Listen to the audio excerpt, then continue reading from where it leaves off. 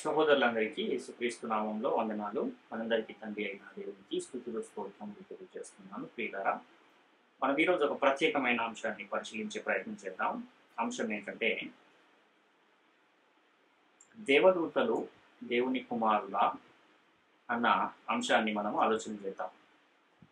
అయితే ఆదికాండము 6వ అధ్యాయంలో నరుల కుమార్తెలను దేవుని కుమారులు వివాహం చేసుకునేది అన్న ఆ అంశాన్ని మనం ఆలోచిస్తూ, అక్కడ దేవుని కుమారులు అన్న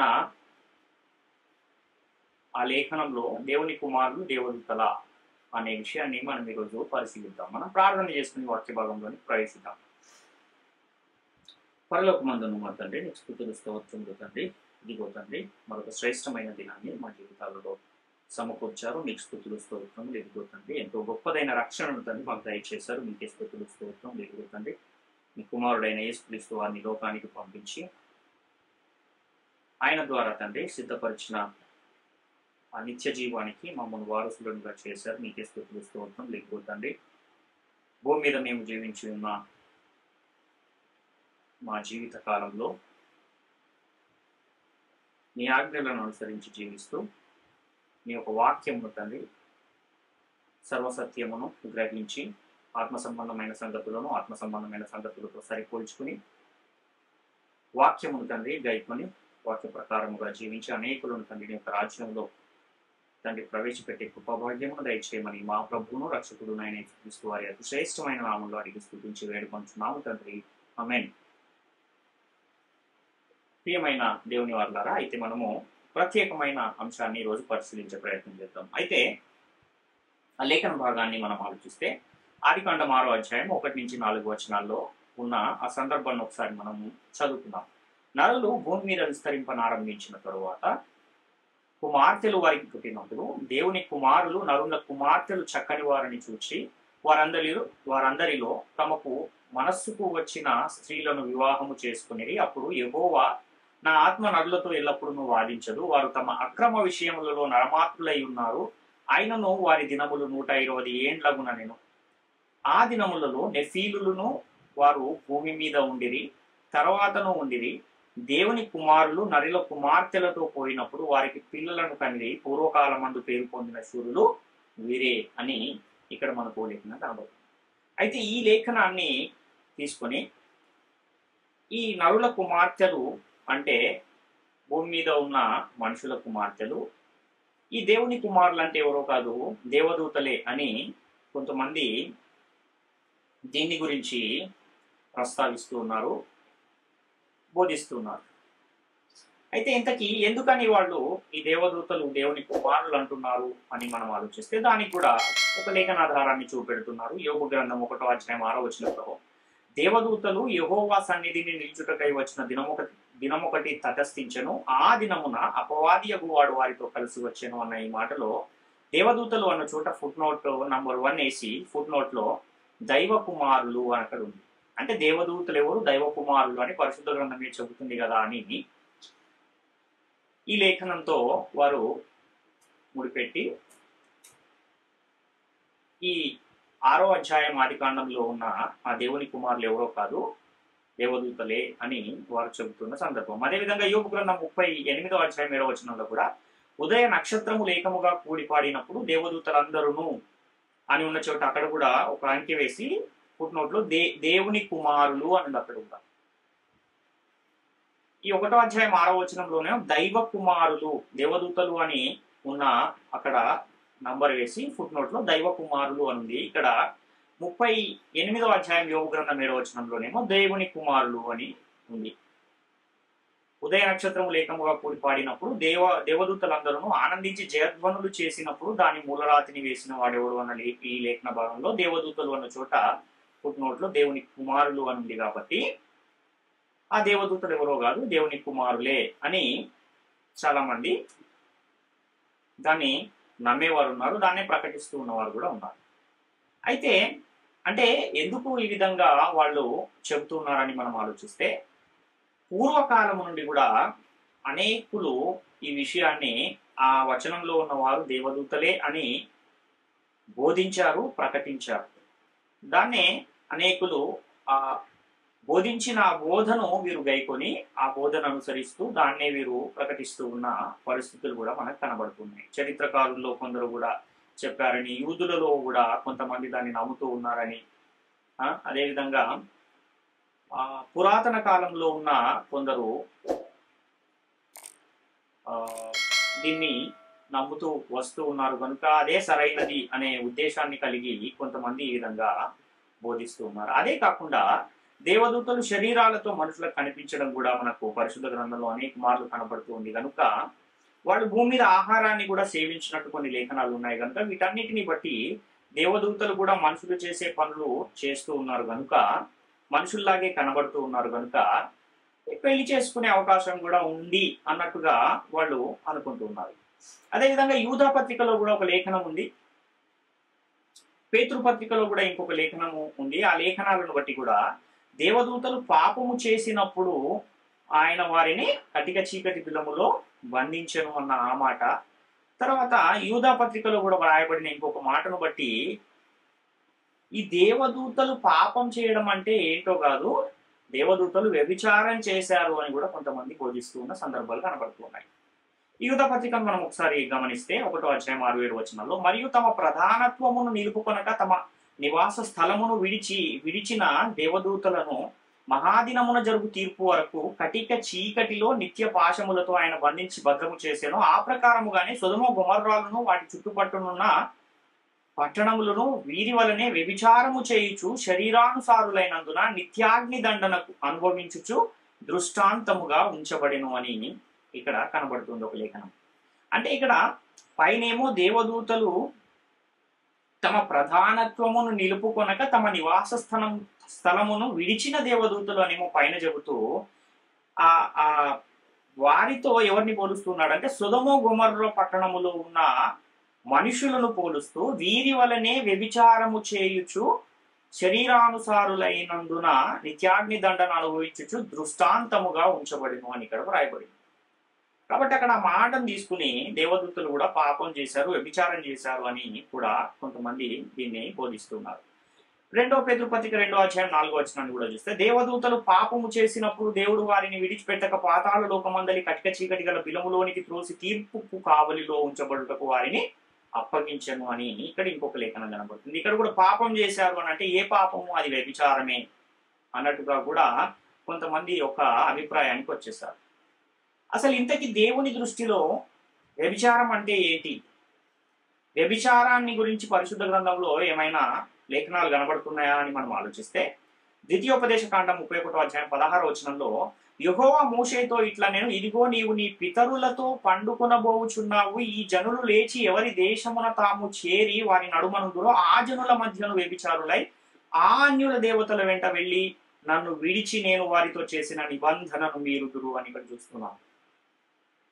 అంటే దేవుడు ఇక్కడ వ్యభిచారులై ఆ అన్య దేవతల వెంట వెళ్ళి నన్ను విడిచి నేను వారితో చేసిన నిబంధనను మీరుదురు అంటున్నాడు. అంటే దేవుని దృష్టిలో వ్యభిచారం అంటే ఏంటంటే దేవుణ్ణి విడిచి వేరే వారిని ఆరాధించటాన్ని ఇక్కడ వ్యభిచారముగా వ్రాయబడిన సందర్భాన్ని మనం చూస్తున్నాం. అదేవిధంగా న్యాయాధిపతుల గ్రంథం 8వ అధ్యాయం 33-34 వచనాలు కూడా చూస్తే, గిద్యోను చనిపోయిన తర్వాత ఇశ్రాయేలీలు చుట్టూ నుండి తమ శత్రువుల చేతిలో నుండి తమను విడిపించిన తమ దేవుడైన యెహోవాను జ్ఞాపకము చేసుకొనక మరలా బయలులను అనుసరించి వ్యభిచారులై బయల్బేరీతును తమకు దేవతగా చేసుకొనిరి అని ఇక్కడ ఇంకొక లేఖనం. అంటే గిద్యోను న్యాయాధిపతిగా ఉండి ఆయన చనిపోయిన తర్వాత ఇశ్రాయేలీయులు శత్రువుల చేతిలో నుండి తమను విడిపించిన తమ దేవుడైన యెహోవాను జ్ఞాపకం చేసుకొనక ఏం చేస్తున్నారంటే ఆ దేశంలో ఉన్న అన్య దేవతలను బయల్బేరీతును తమకు దేవతగా చేసుకున్నారు. ఈ బయల్బేరీతును దేవతగా చేసుకున్న ఈ విధానాన్ని దేవుడు ఏమంటున్నా అంటే వ్యభిచారులై ఉన్నారు అని చెప్తున్నాడు. అంటే దేవుని దృష్టిలో వ్యభిచారం అంటే దేవుణ్ణి విడిచి దేవుని స్థానాన్ని ఇంకొకరికి ఇవ్వడాన్ని ఇక్కడ వ్యభిచారంతో పోలుస్తూ ఉన్న సందర్భాన్ని మనం ఇక్కడ చూస్తున్నాం. హెజ్కేలు గ్రంథం 6వ అధ్యాయం 9వ వచనం కూడా మనం చూస్తే, మరియు నన్ను విసర్జించిన వారి విశ్వాసఘాతకమైన వ్యభిచార మనస్సును విగ్రహములను అనుసరించిన వ్యభిచార దృష్టిని నేను మార్చి నా తట్టు తిరగజేయగా చెరపట్టబడిన వారై శేషించిన వారు అన్ని జనుల మధ్య నన్ను జ్ఞాపకం చేసుకుని తాము అనుసరించిన హేయ కృత్యములన్నిటిని బట్టి తాము చేసిన దుష్క్రియలను కనుగొని తమను తామే అసహించుకొనుచు అని ఇక్కడ వ్రాయబడింది.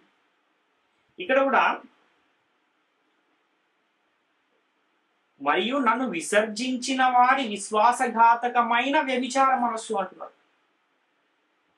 అంటే దేవుణ్ణి విడిచి వేరొకరికి దేవుని స్థానాన్ని ఇవ్వడాన్ని వ్యభిచారంగా ఇక్కడ యెహెజ్కేలు గ్రంథంలో చెప్పబడుతున్న సందర్భాన్ని చూస్తున్నాం. అదేవిధంగా యెహెజ్కేలు గ్రంథం 20-30 వచనాన్ని కూడా మనం చూస్తే, కావున ఇశ్రాయేలీయులకు ఈ మాట ప్రకటింపుము, ప్రభు అయిన యెహోవా సెలవిచ్చినదేమనగా, మీ పితరుల రీతిని మీరును అపవిత్రులైతిరే, వారు పెట్టుకొనిన విగ్రహమును అనుసరించుచు మీరును వ్యభిచారులైతిరే అంటుంది. అంటే దేవుణ్ణి విడిచిపెట్టడాన్ని, దేవుణ్ణి విడిచి వేరొకరిని చేరి దేవుడుగా భావించడాన్ని ఇక్కడ దేవుడు ఏం చెప్తున్నాడంటే దాన్ని వ్యభిచారము అని ఇక్కడ వ్యభిచారంతో పోల్చి చెబుతూ ఉన్న ఒక సందర్భాన్ని మనం చూస్తున్నాం. కాబట్టి దేవదూతలు కూడా ఈ భూమి అనేది సృష్టింపబడక ముందు పరలోకములో కోటాను కోట్ల దేవదూతలు ఉన్నారు దేవదూతలు. ఆ దేవదూతలలో ఒక కెరూబుగా, అభిషేకము పొందిన ఒక కెరూబుగా ఉన్న ప్రధాన దూత ఏం చేశాడంటే, నేనే దేవుణ్ణి అయిపోతుంది కదా, ఇంకా నా తర్వాత ఎవరూ లేరు, దేవుడే ఉన్నాడు, దేవుణ్ణి పక్కకు నెట్టేసి నేనే దేవుణ్ణి అయిపోతే సరిపోతుంది కదా అనుకున్నప్పుడు ఆ ఆలోచనను పసిగట్టిన దేవుడు ఆ ప్రధాన దూతను వాడితో ఉన్న వారి అనుచరులందరినీ తీసుకుని వెళ్ళి ఏం చేశాడంటే, అప్పుడు వారిని తీసుకెళ్లి అధిక చీకటి గల బిలములో బంధించాడు. ఏదైతే ఈ ఆలోచన ఆ ప్రధాన దూత చేశాడో, ఆ చేసిన ఆ క్రియనే వ్యభిచారముతో పోలుస్తూ ఉన్న ఆ సందర్భాన్ని మనం అక్కడ యూదా పత్రికలో చూస్తూ ఉన్నాం అన్న విషయాన్ని మనం ఇక్కడ గమనించాలి.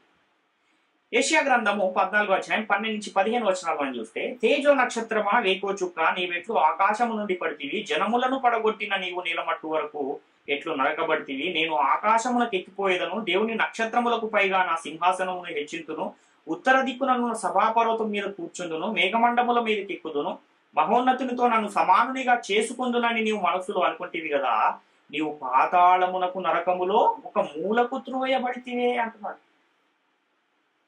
అంటే తేజో నక్షత్రముగా ఒకప్పుడు ఉన్న ఆ ప్రధాన దూత ఎప్పుడైతే నేనే దేవుణ్ణి అయిపోతాను, సభాపర్వతం మీద కూర్చుంటాను, మేఘమండలముల మీదకి ఎక్కుతాను అని దేవుని నక్షత్రములకు పైగా నా సింహాసనమును హెచ్చించుకొందును ఎప్పుడైతే మనస్సులో అనుకుందో, అప్పుడు వెంటనే దేవుడు ఆ ఆలోచనను పసిగట్టి ఆ ప్రధాన దూతను మరియు వాడి అనుచరులందరినీ కూడా ఏం చేశాడంటే పాతాళమునకు, నరకములో ఒక మూలకు వారిని బంధించిన ఒక సందర్భాన్ని మనం ఇక్కడ చూస్తున్నాం. అంటే యెషయా గ్రంథములో ఉన్న ఈ సందర్భము ఒక రాజును గూర్చి చెబుతూ అందులో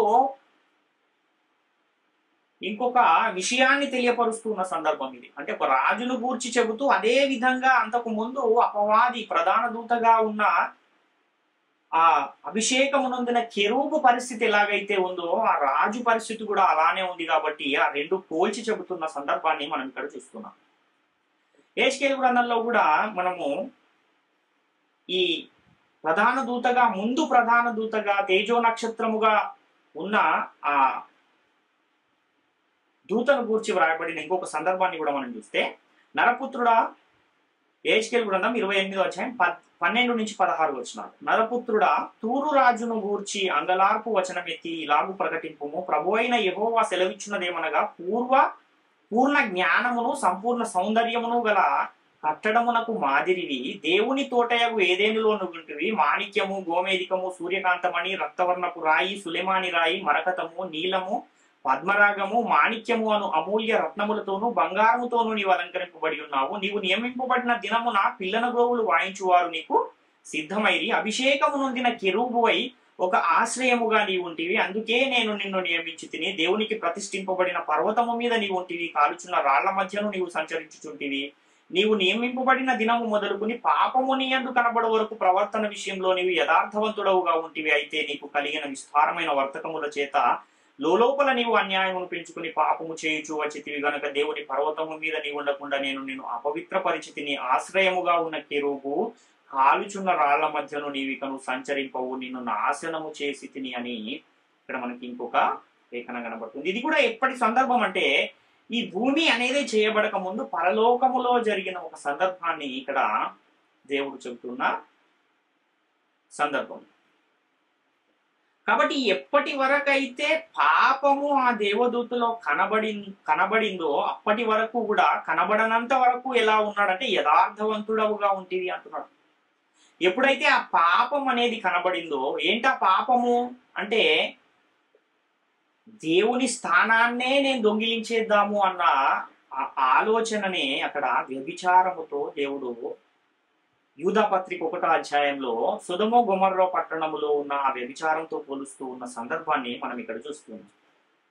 కాబట్టి దేవుని విసర్జించిన దేవదూతలు వ్యభిచారము చేసిన వారితో సమానం అంటున్నాడు, కానీ భౌతికంగా దేవదూతలు వ్యభిచారం చేశారు అని మాత్రం ఇక్కడ దాని అర్థం కాదు అన్న విషయాన్ని గమనించాలి. ఎందుకంటే ఎక్కడైనా ఒక విషయాన్ని చెబుతున్నాడంటే ఆ విషయం ద్వారా ఇంకేదో విషయాన్ని మనకు తెలియజేస్తున్నాడు అని మనం గమనించాలి. ఎందుకంటే యెషయా గ్రంథంలో కూడా 54వ అధ్యాయం 5వ వచనాన్ని మనం చూస్తే, నిన్ను సృష్టించిన వాడు నీకు భర్త అయి ఉన్నాడు, సైన్యములకు అధిపతియగు యెహోవా అని ఆయనకు పేరు, ఇశ్రాయేలు యొక్క పరిశుద్ధ దేవుడు నీకు విమోచకుడు, సర్వలోకమునకు దేవుడని ఆయనకు పేరు అని ఇక్కడ చూస్తున్నాం. ఇక్కడ ఇశ్రాయేలీయులకు ఎవరు దేవుడు భర్త అయి ఉన్నాడు అని చెప్తున్నాడు. ఇక్కడ భర్త అని ఎందుకు చెప్తున్నాడంటే భార్యకు శిరస్సు ఎవరు? భర్త.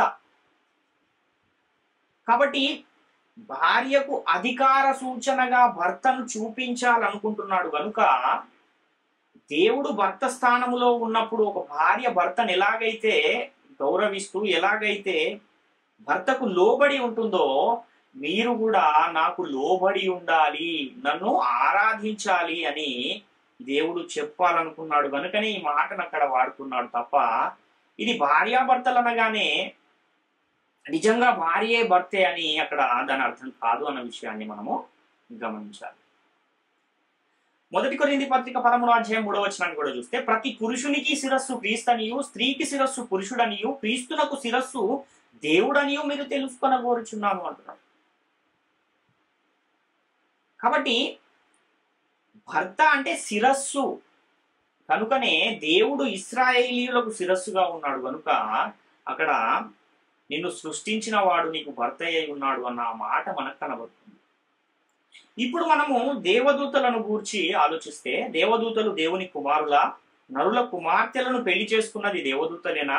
ఆ ఆదికాండం 6వ అధ్యాయము 1 నుంచి 4 వచనాల్లో ఉన్న ఆ సందర్భం దేవదూతలను గురించి చెప్పబడుతూ ఉందా అన్న విషయాన్ని కూడా మనం ఒకసారి ఆలోచన చేస్తే, ఆదికాండం 6వ అధ్యాయంలో మళ్ళీ ఒకసారి మనం ఆ సందర్భాన్ని చూస్తే, నరులు భూమి మీద విస్తరింపనారంభించిన తర్వాత కుమార్తెలు వారికి పుట్టినప్పుడు దేవుని కుమారులు నరిలో కుమార్తెలు చక్కని వారని చూచి వారందరిలో తమకు మనస్సు వచ్చిన స్త్రీలను వివాహము చేసుకునేది. అప్పుడు యెహోవా ఆత్మ నరులతో ఎల్లప్పుడూ వాదించదు, వారు తమ అక్రమ విషయంలో నరమాతులై ఉన్నారు. అయినను వారి దినములు 120 ఏండ్లగున నేను ఆ దినములలో నెఫీలులు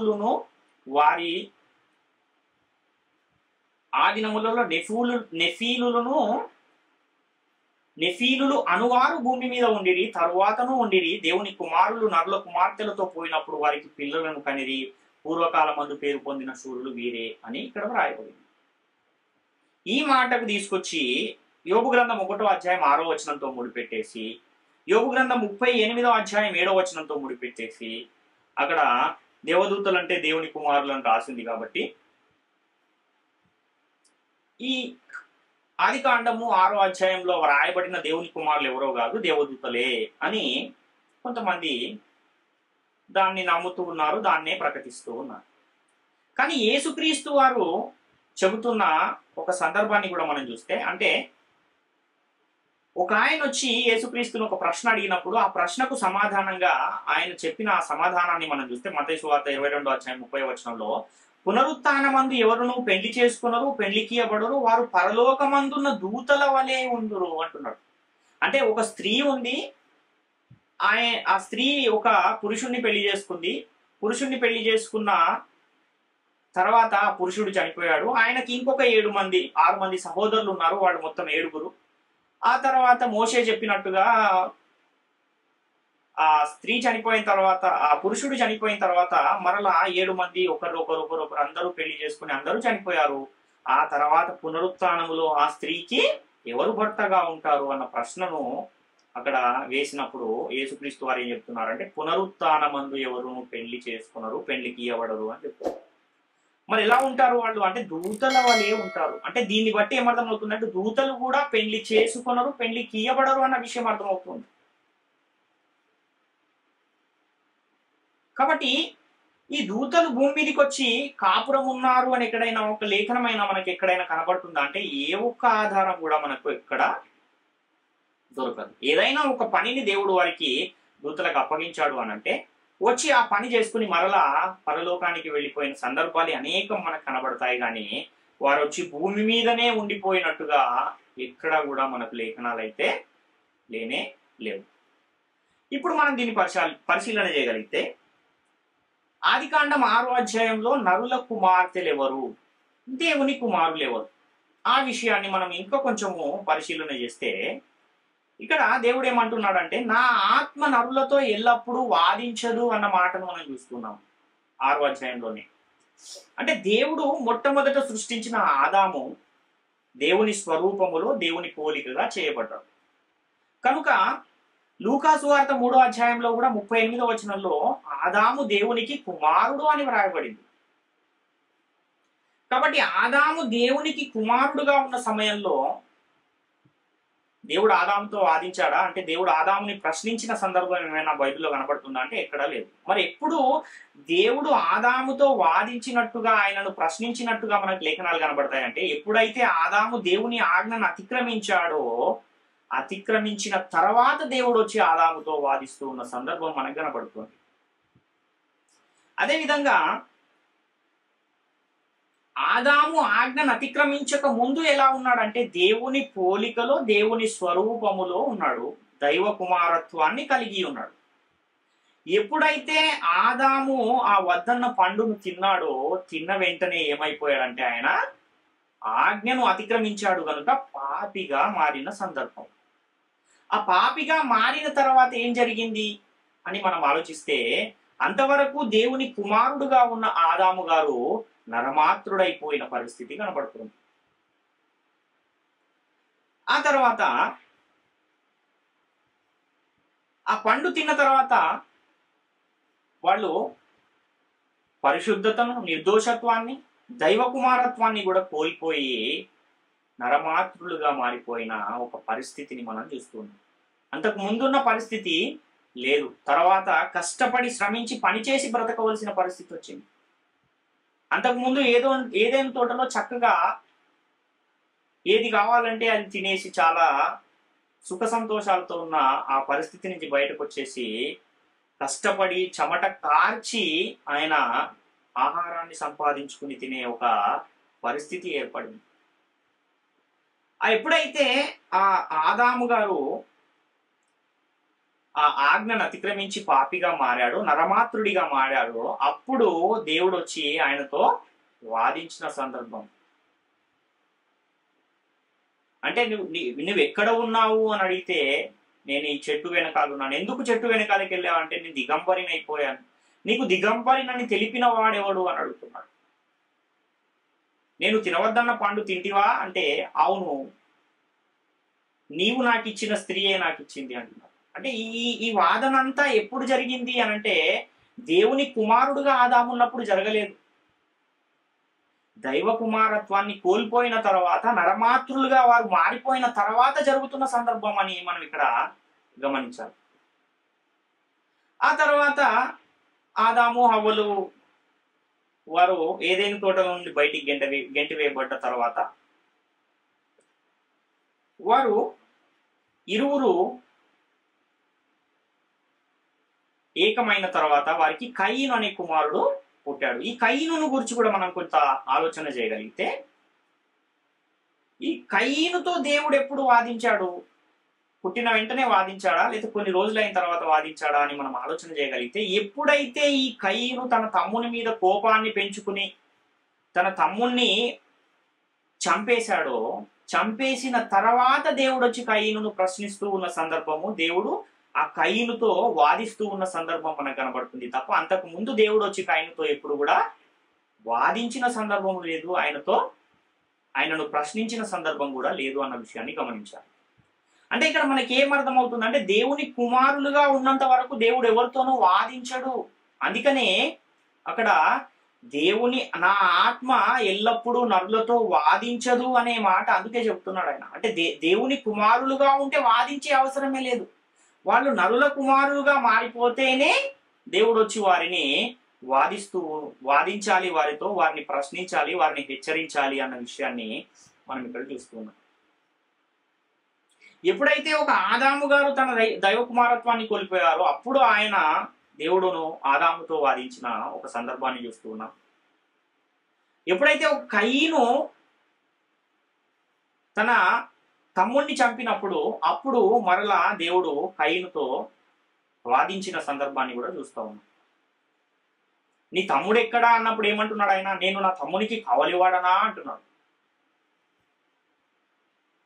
కాబట్టి ఈ విషయాలన్నింటినీ మనం గమనిస్తే మనకేమర్థం అవుతుందంటే, దేవుని కుమారులుగా ఉన్నప్పుడు దేవుడు వారితో వాదించడు. ఎప్పుడైతే వారు నరమాతృలైపోతారో అప్పుడు వారితో వాదించిన ఈ సందర్భాలను బట్టి మనకి ఏమర్థం అవుతుంది అంటే, మనుషుల్లోనే దేవుని కుమారులు కనబడుతున్నారు, అదే మనుషుల్లో మనకు నరుల కుమారులుగా మారిన వాళ్ళు కూడా కనబడుతూ ఉన్నారు అన్న విషయం మనకి ఇక్కడ అర్థమవుతుంది. ఇశ్రాయేలీలను కూడా మనం ఒకసారి ఆలోచిస్తే, ఇశ్రాయేలీలు కూడా దేవుని మాటను విన్నంతసేపు దేవుడు వారిని హెచ్చరించలేదు, వారితో వాదించలేదు. కానీ ఎప్పుడైతే వారు దేవుని ఆజ్ఞను అతిక్రమించారో, దేవుని మాటను వినకుండా ఉన్నారో అప్పుడు ప్రవక్తలను పంపించి వారిని హెచ్చరించిన సందర్భాలు చూస్తున్నాం, వారితో వాదించిన సందర్భాలను కూడా చూస్తున్నాం. కాబట్టి 6వ అధ్యాయం ఆదికాండంలో నరుల కుమార్తెలు ఎవరు అని మనం ఆలోచిస్తే, ఎవరైతే దేవుని ఆజ్ఞను అతిక్రమించి దేవునికి వ్యతిరేకంగా జీవిస్తూ ఉన్నారో వాళ్ళు నరుల కుమార్తెలుగా మనకు కనబడుతూ ఉన్నారు. ఎవరైతే దేవుని ఆజ్ఞను అనుసరించి జీవిస్తున్నారో వాళ్ళు దేవుని కుమారులుగా కనబడుతూ ఉన్నారు అన్న విషయాన్ని మనం గమనించాలి. ఆదాము తర్వాత భూమి మీద పుట్టిన వారందరిలో దేవుని ఆజ్ఞ ప్రకారము జీవించిన వారు, అంటే ఆదాము తర్వాత హేబెల్ అయితే చనిపోయాడు, హేబెలు నీతిమంతుడుగా ఉన్నాడు. కయీనేమో తన తమ్ముడినే చంపేసి అక్కడి నుంచి వేరే తూర్పు దిక్కుకు ఆయన వెళ్ళగొట్టబడ్డాడు. ఆ తర్వాత పుట్టిన వారిలో మనకు షేతు గారు కనబడుతున్నారు. ఆ షేతు ఎలాంటి వాడు అని మనం ఆలోచిస్తే, ఆయన కూడా దేవుని ఆజ్ఞకు లోబడిన వాడుగా కనబడుతున్నాడు. ఆ షేతు కాలంలోని ఇంకొక విషయం ఏం జరిగింది అని అంటే, యెహోవా నామమున ప్రార్థన చేయుట ఆరంభమైంది అన్న లేఖనం మనకు ఆదికాండము 4వ అధ్యాయంలో కనబడుతుంది. కానీ కయీను వంశావళిలో ఉన్న వారిని వారు చేసిన కార్యాలను గనక మనం గమనిస్తే, అదే 4వ అధ్యాయంలో వాళ్ళు ఏమేం చేస్తూ ఉన్నారు అనంటే, కయీను తర్వాత వచ్చిన వారిలో లెమెకు అనే ఒక మనుషుని మనం గమనిస్తే, ఆ లెమెకు ఏం చేశాడంటే 2 భార్యలను చేసుకున్నాడు.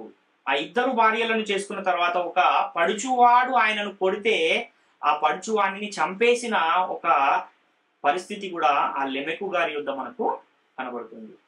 అంతేకాకుండా వాళ్ళు ఇంకా రాగి మరియు ఇత్తడివి పదును గల పనిముట్లను వారు తయారు చేసుకున్నట్టుగా కూడా మనకు కనబడుతుంది. అంటే వీరు ఎలాంటి వారు అంటే బలాత్కారులుగా కనబడుతున్నారు, అక్రమము చేయు వారిగా కనబడుతూ ఉన్నారు. వీళ్ళు దేవుని మాటకు విలువని వారుగా ఈ కయీనులో నుంచి వచ్చిన వంశావళిలో అనేకులు కనబడుతున్నారు. వీళ్ళందరూ ఎవరు అని అంటే నరుల కుమారులు, నరుల కుమార్తెలు.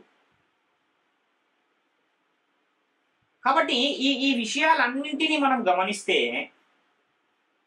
షేతు మరియు ఆ వంశావళి నుంచి వచ్చిన వారేమో దేవుణ్ణి ఆరాధించేవారుగా, దేవుని మాటకు విలువనిచ్చేవారుగా, దేవుని ఆజ్ఞకు లోబడేవారుగా కనబడుతూ ఉంటే, కయీను మరియు ఆ వంశావళి నుండి వచ్చిన వారంతా కూడా దేవుని మాటకు విలువనివ్వని వారుగా, అదేవిధంగా ఈ 2 పెళ్లిళ్ళు చేసుకున్న వారిలో మొదటి వాడెవరు అని కూడా మనం చూస్తే మనకు లెమెకు గారు. ఆయన ఎక్కడి నుంచి వస్తున్నాడంటే ఆయన ఈ కయీను గారి వంశావళి నుంచే వస్తున్న ఒక సందర్భాన్ని మనం చూస్తున్నాం.